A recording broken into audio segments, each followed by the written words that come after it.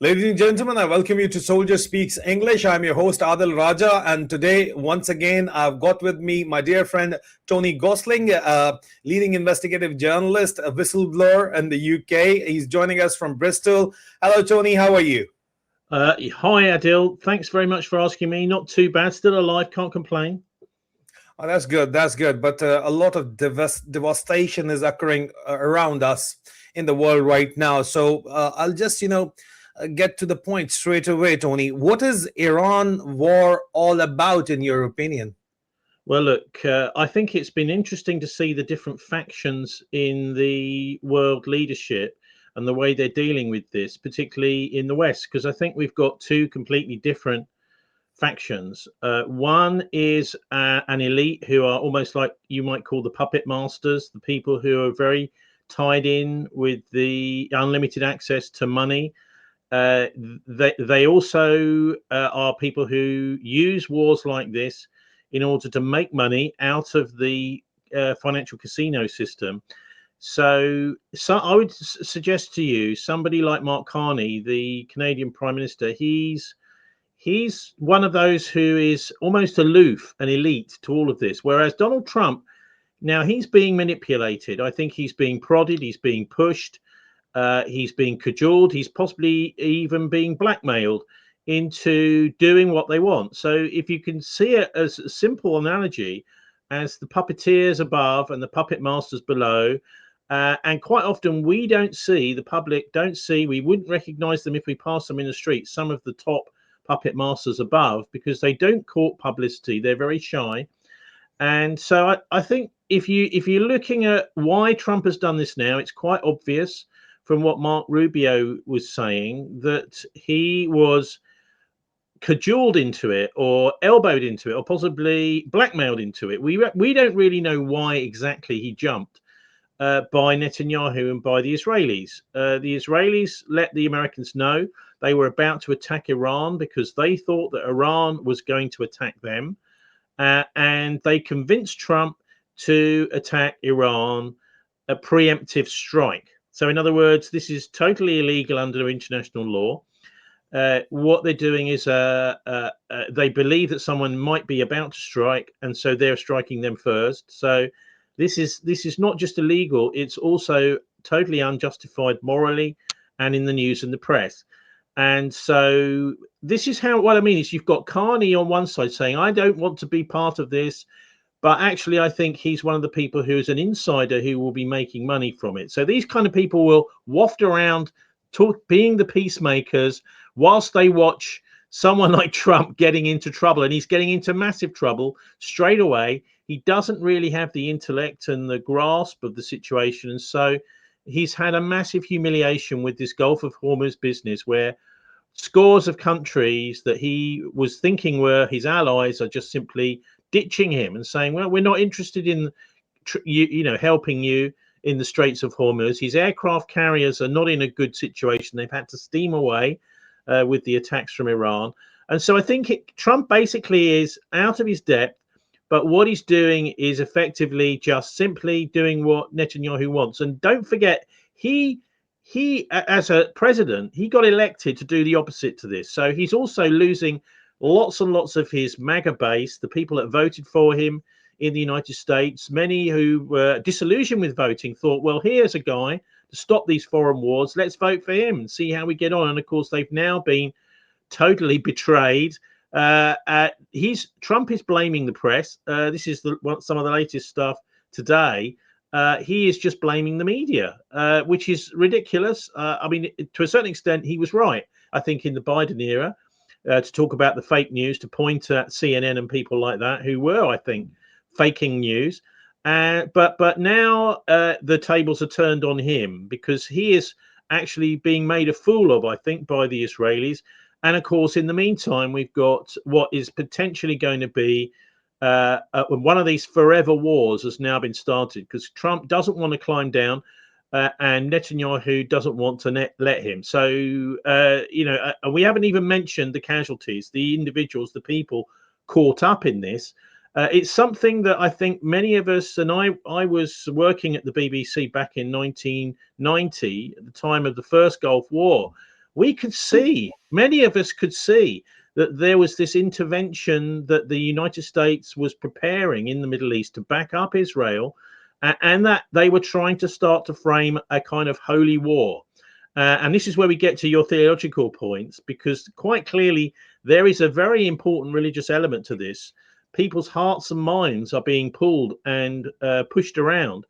The idea is we're going to try and corral people through their spiritual beliefs, through their belief in God, etc., to get on one side or the other of this battle. So that, I think, is in a nutshell what's been going on, and I don't see this ending anytime soon, because it's going to mean that Trump will have to climb down. He's not that kind of guy. He's very egotistical. He wants to see some sort of victory, and in a way, the most sensible thing Iran can now do is to try and give him some sort of small victory that he can say, "Oh, we've won, and now we're going to stop," because that might actually take the pressure off of the United States to do what the Israelis have always wanted to do, which is to have this religious war. They call it a religious war with Islam.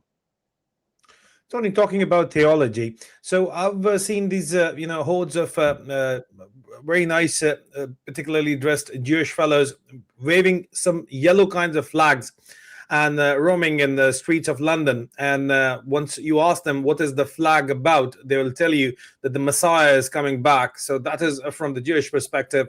Then there is a perspective of Antichrist from the Christian perspective as well. And then there's the perspective of Dajjal in the Muslim perspective. So all the monolithic religions have got this end of time philosophy going around. So what is your opinion about this end of times philosophy revolving around this war of US and Israel with Iran? Do you think it is we are heading towards the end of times? Look, I'm not sure about that, but one thing's for certain, that the Jewish people you're talking about, if they really are honestly in their hearts Jewish, because I think we have to distinguish between, with all of these monotheistic faiths, Christianity, Islam, and Judaism, many people put on the cloak and the coats of these faiths, but they have actually no real heartfelt love of God. And they are using this as a kind of gravy train. There's money around. For example, as I'm sure you know, a lot of mercenaries, they wave the ISIS flag. This is supposed to be Islam, but they're being paid to do it. And so we have to really distinguish between these different types of faith. So this is the faith in your heart and the faith in your pocket, if you want. And so, yeah, the Israelis in London, or what we might call Jews, Zionists in London, talking about the coming of the return of the Messiah. Well, it won't be the return; it will be the Jewish Messiah. That's effectively what they're saying, is because they've turned their back on Christ and Jesus 2,000 years ago. And today, obviously, this is something that people do in their hearts. They're saying that this will be the Messiah, and that Jesus was some sort of fake 2,000 years ago, and that this is him. Now, there are a lot of theologians out there looking at this who I would recommend. People like David Livingstone, the Islamic writer who's written the book on transhumanism. It's called Transhumanism: The History of a Dangerous Idea, which is extremely good. It's looking at the abuse of technology, the mimicking of humanity and humanness and the brain through technology, the idea of creating life, genetic engineering, all this sort of thing associated with transhumanism. And what he is suggesting, and many others have suggested too, I would probably agree with them, is that the Messiah they're talking about is in fact the Antichrist in Christianity. So the idea is a human being arrives on the scene, they make out that they're the great peacemaker, even though they're not telling you that they've helped create the war in the first place. And so that individual it will appeal to some people, will not appeal to others. So whoever it happens to be, I can't tell you. But all I can say is that there's a lot of similarities between the Christian view, and the Muslim view on what's happening. So they look at both of the faiths, look at individuals, or they prophesy about individuals on both sides of this ultimate battle. So we're talking here, if you look at the book of Daniel and you look at Revelation, it indicates that a 7-year war will happen. But after 3.5 years, there'll be a kind of false peace agreement brokered by this Antichrist character. And at the end of all of this, after the full 7 years, there'll be the Battle of Armageddon, which Pete Hegseth has been talking about, which is really rather worrying. And that will be the actual second coming of Christ, of Jesus. And actually, the Muslims agree on a lot of this with the Dajjal. As many people know, this is the Islamic evil figure, and the Mahdi, who is the good figure in Islam. So I think what we might see happening now is this may start to play out. I mean, it's really difficult to know if the war will be switched off fairly soon. And it'd be lovely to think that it would be, but knowing the mentality of these people, and I'll explain why I don't think that's going to happen, is because if you look at those individuals, particularly the Israelis who've been involved in this horrific human sacrifice of 100,000 or so innocent Gazan people, many of them children, almost half of them children, you can see that there's no real going back from that. So these people, if they start to sort of back off and say, let's just return to normal, then they're going to have their collars felt, Adil. They're going to go to prison. They're going to go to jail. They'll possibly be executed for these crimes. And so they're trying what they call a flight forward, which is just to kind of keep going. Even though in a moral sense and a legal sense they've lost, they have to sort of keep going forward. Sun Tzu talked about this. In The Art of War, he says that if you have a battle going on, as you may know this as a former military person, if you have a battle going on and your side has a river behind them, that means they can't retreat. They fight all the harder. And that's what's happened with Israel. They cannot now retreat because of the crimes they've been committing in Gaza, particularly, or other places. And so I think that's what we're really looking at. And it's going to be ultimately, I think, a battle between those who believe in this kind of Zionist idea of this new they will someone they will call a Messiah, and actually the traditional honest faiths. And there's also another fight going on, and that is this idea of yin yang and balance. So the monotheistic faiths all have a similar view of good and evil. They see the world in those terms.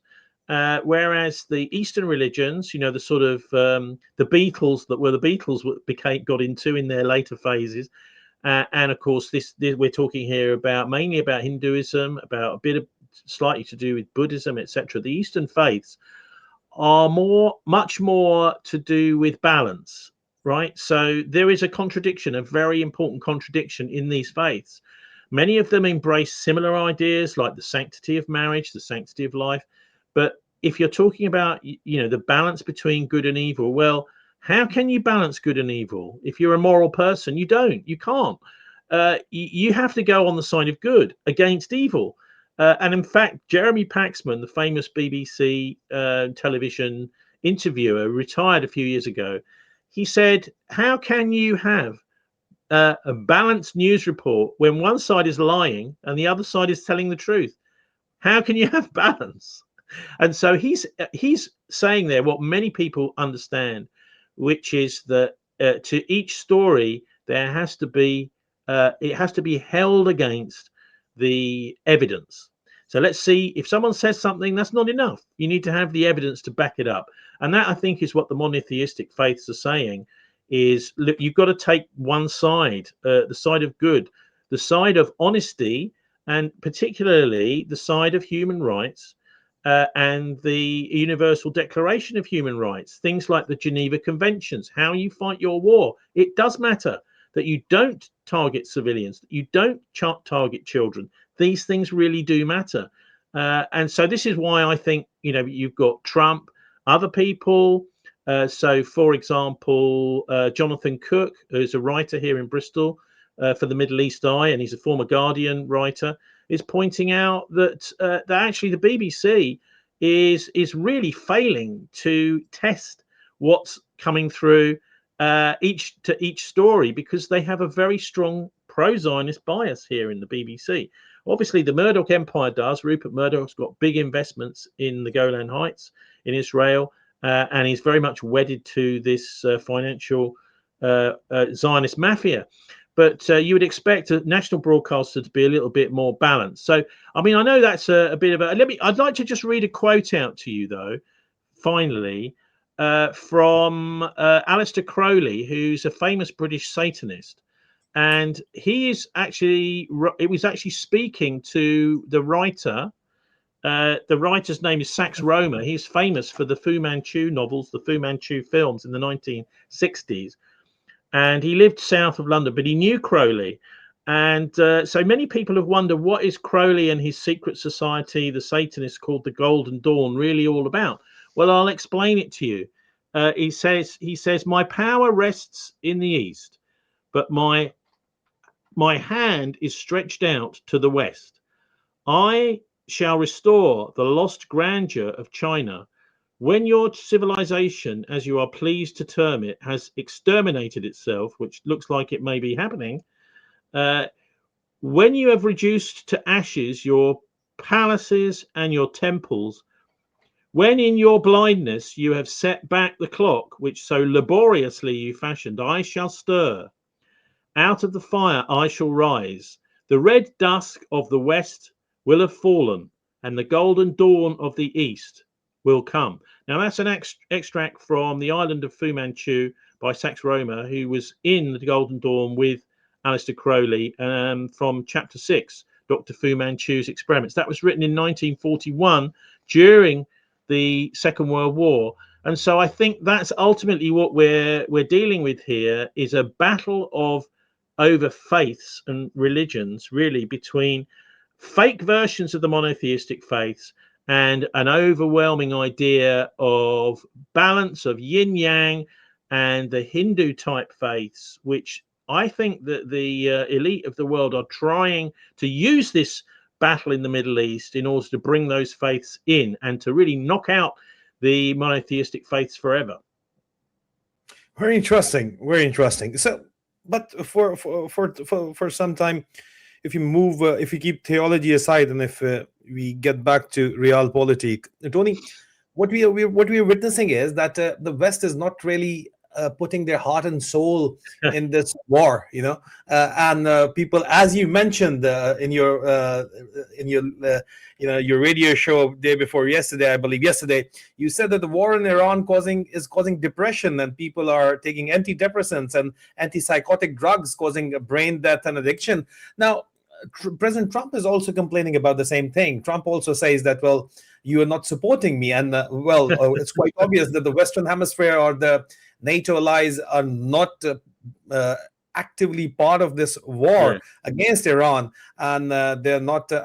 And in fact, you see desperate pleas by Trump. If you read them, they're quite desperate. The way Trump is asking the NATO allies, the European allies, to be part of it, and then he's also at the same time, trying to ridicule them, maybe trying to tell them that you have to come in.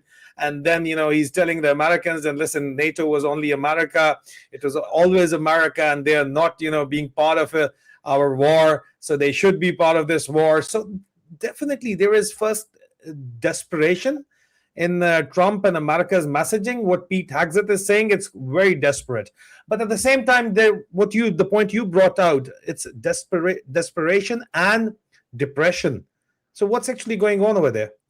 Well, look, the depression, I think, is not just about the Iran war. It's just about our leadership in Britain. I mean, particularly, obviously, in the United States too. Trump doesn't seem to be his energized self that he was when he was running for president, does he?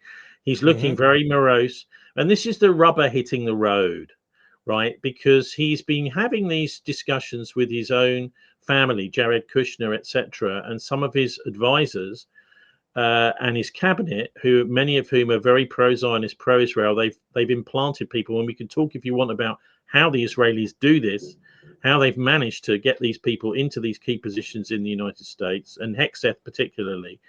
But so he is now having to almost do public relations for a bunch of a cabal behind the scenes, an Israel lobby behind the scenes that has forced him into this position. So he's kind of been tricked, Trump. I look at him, I feel a bit sorry for him as he's almost like thrashing around to try to match up what he has been advised and conned into doing. I don't think he would probably have done this completely on his own. And the news coming back from around the world, how his former allies are not supporting him. Look, I mean, this whole business of depression, I think, is quite an important one, because if you've got bad leaders, if you've got a country which is being run from abroad, this is depressing. People realize, actually, we're not able to, we may be voting, but we're getting nothing from it. We're being conned by the higher ups. This is, you start to behave a little bit like we did in medieval times, where you've got a load of barons who've got total power over you. They can execute you. They can stick you in jail. This is before Magna Carta here in the UK, and it's just a feudal system. You have to do as you're told. And if your life is quite good and you have security of tenure, you have somewhere to live, and you're not going to be evicted, then you may be able to get on with it. But as soon as you get to the stage where Britain is now, where we've got increasing food prices, horrific, the highest energy prices and rail travel prices in the world, and also incredibly high rents as well. So people start just to get depressed, and when they see that these foreign wars as well, I think we just have to understand that there's something going on, almost on a subconscious or an unconscious level in many people, that they're struggling with a form of angst. This is an anxiety. They're not quite sure where it's coming from, but they just don't feel right. They don't feel good. And there are all sorts of, people may go to their doctors over this. I would suggest the best thing to do is actually go and talk to a vicar, a priest, or someone who's more spiritual, because the doctors will give you a pill which will alleviate the symptoms, maybe, and it might actually get you addicted and might send you into a downward spiral. So be very careful about that. But you need to obviously address the cause of the depression. That's the way to deal with depression. And the spiritual types, the vicars, the imams, the rabbis, are usually the best sort of people to do that. But depression is, it's really, I think as well, really important. The springtime is very important here in the Northern Hemisphere. It's a very important thing in our psyche. We don't think about it necessarily much, but at March, beginning of March, is when all the crocuses and the daffodils all start coming out, and it's like rebirth. It's like the days start getting longer again. And what does Donald Trump and Benjamin Netanyahu do? Oh, they're starting World War III. Great. So, of course, this at a time of year when we should all be happy, we should all be feeling good, suddenly something else is going on, and everyone starts to think, oh my God, what are they doing? I mean, the support for this war in the UK is very low. There was a poll out a couple of days ago, a YouGov poll, saying the British don't even support, the majority, quite a large majority of British people don't even support the Americans being allowed to use their US bases here in Britain to attack Iran and to supply Iran. They don't want the Americans using them at all. But what's happened is, because of the military failures, the naval failures of the United States, and the problems that they're having in the Gulf states using their air bases and their aircraft carriers, they are now starting to use Britain as a springboard. Now, this is they have several big bases in Britain. In Norfolk, they've got Lakenheath and Mildenhall. That's in East Anglia, in the east of Britain, just north of London. And over here in the southwest, or the west of England, in Gloucestershire, near Wales, they've got a place called RAF Fairford, and they are blatantly in front of all the plane spotters and the cameras, bringing in large transporter aircraft with loads of bombs, and they're loading up their B-1 bombers, and they're loading up their B-52 Stratocruisers. They're flying the U-2 spy flights out of Britain. And so, of course, this is Britain is being complicit with this. So although the Starmer government is saying we're not going to send our assets, we are allowing the Americans to use Britain as what they called in the 1980s. This was a very well-known phrase back then. There's even a book written by Duncan Campbell, the BBC journalist, called The Unsinkable Aircraft Carrier. And that is now what Britain has become. is the aircraft carrier that the Iranians can't sink is Gloucestershire, United States Air Force Base, Fairford. And so, yeah, so this is also is worrying. Of course, it's depressing to know people who live around here don't want to be the target of hypersonic missiles from Iran, which is quite feasible that we may be.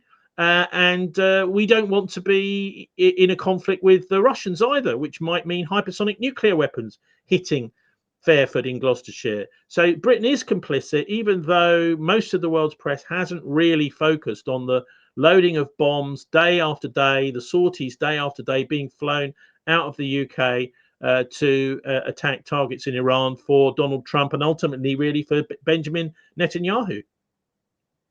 Finally, Tony, how much a part the Epstein files has to play, or the cover up of the Epstein file has to play in this war? Well, I would also like to mention the Rains list, which is a kind of UK version of the Epstein files, which has been floating around for quite a long time. Dr. Joan Coleman produced that. This was an anti-cult network, which was interviewing lots of survivors of these ritual abuse cults. And so I think there's a lot of focus on the Muslim grooming gangs in the press, but not much on these cults, which are largely based around London and the south of England rather than the north. And so that's well worth a look at too, because it gets forgotten in all the Epstein. But I mean, I don't really like calling it Epstein either, because actually the real mastermind was Ghislaine Maxwell. She recruited Jeffrey Epstein after she went to New York, and through some of her British connections too. Epstein was also introduced to high society in Britain here in Wiltshire, near Bradford-on-Avon, at a big country house at a party here, the sort of highfalutin business. But you're quite right. This is, I think, a war by the Epstein class. You can see that there are a lot of people who were conniving together as if they were a sort of, I suppose, a world shadow government. But actually, of course, it's not the world. It's mainly just the West.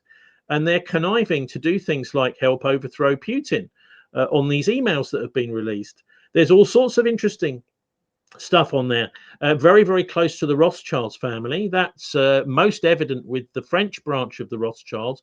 Lots and lots of banker details. So it looks to me as if the private banking systems through the Epstein networks have been financing this blackmail ring, this child sexual abuse ring, which is then being used to blackmail people. Now, who's actually running it? Well, it seems to me to be an Israeli Mossad connected, MI6 connected, MI5 connected ring. Obviously, the FBI possibly involved too, but mainly it seems to have been the British and the Israelis seem to have been running it, controlling it. And then, of course, they're coming up with some of these characters who were benefiting from all of this, even were going to Epstein deliberately. This is something that's not so well known. Is Epstein got known around about 2006, 7, 8 period, and from then on, as the person that you went to if you wanted to get a top job. So it's horrifying, but people would go to visit Epstein, would court Epstein, would go to his house, go to these parties, have sex, possibly be recorded having sex with underage girls or boys. And then they would suddenly find themselves in top jobs around the world. And this, they didn't care about the moral side to it. And they didn't really care about being blackmailed. They just knew that they were going to get in the limelight and they were going to get lots and lots of money. So this it shows just what human beings are really like. There are some people who don't care about the consequences. I mean, look at someone like Tony Blair. He launches an illegal war and then he still walks the streets. Now, he can't really walk the streets in Britain because he's so hated here, mistrusted. But there are some people who think that it's cool, almost like they have a teenage mentality. They think it's cool to be bad and naughty, and then to show off in front of all their friends about how bad and naughty they are. And they don't seem to care if they start World War III or bring us into Armageddon. That's the problem with the Epstein class. And so there are also revelations, I think, isn't it, about someone called Jane Doe or Jane, who she was introduced to Trump by Epstein at Mar-a-Lago, and she was interviewed by the FBI. These interviews didn't appear in the initial Epstein release, but they're now out due to the work of some. They said, "Oh, we thought it was duplicated," but they didn't release them in the Epstein. Now, this is quite an obvious problem in that with this girl who was age 13 at the time, she says that Trump forced her to have sex with him.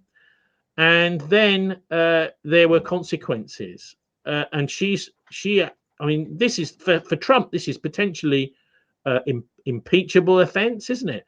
This is potentially going to bring him down. So there's a bit of blackmail material. If we wanted to imagine what Netanyahu might be waving over Donald Trump's head to force him into this sort of Armageddon-style war. So anyway, that's it in a nutshell. I think if you want to look at where it's all going, it's difficult to say. I honestly think this is one of those forever wars, a bit like when we saw the Russian soldiers march into Ukraine back in 2022. Some were saying, like Scott Ritter, by the way, oh, it'll just be a couple of weeks and they'll mop up. But no, this is another, I think, forever war they've started, very much like George Orwell predicted. And of course, the idea is the West are hoping to win the hearts and minds just through propaganda. But already that's coming a cropper. Donald Trump is failing to get the propaganda through that he's doing anything sensible, anything right. And by the way, as military people know, he doesn't have a plan. Bad move, Donald. That's true. That's true. Thank you, Tony, for this riveting discussion. We wish we could continue, but in another episode, we'll invite you, and we will continue this discussion. Thank you for the honest opinion. We really needed to have this dose of honesty. And if you think that you're going to make, you'll be standing on the right side of history, then you got to be honest to yourself and to others, and that's the way. Absolutely, absolutely right. I would just say we do a weekly program on a Friday. It's live. There's something called the Bristol Politics Show. You can get the app through GitHub, or best place to get it. You won't get it on Google Play because they've banned it, and you get it on Apple. So it's called the Bristol Politics Show, and the website, if you want to go and have a look, have a listen to last week's, or subscribe or whatever for free, it's thisweek.org.uk. And ladies and gentlemen, the links are in the description of this video on Soldier Speaks Reloaded and Soldier Speaks English. Just look at the description and you can click the link and you'll find it all there. Thank you, Tony. Thank you so very much. Bye-bye. Thank you.